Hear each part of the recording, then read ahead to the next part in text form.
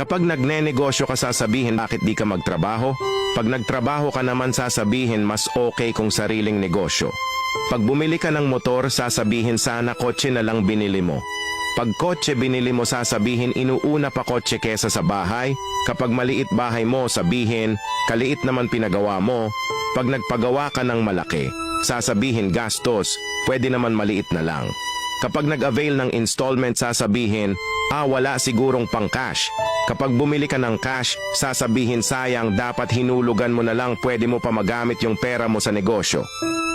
Kahit anong gawin mo, masasabi talaga yung mga taong nalulungkot sa kasiyahan ng iba.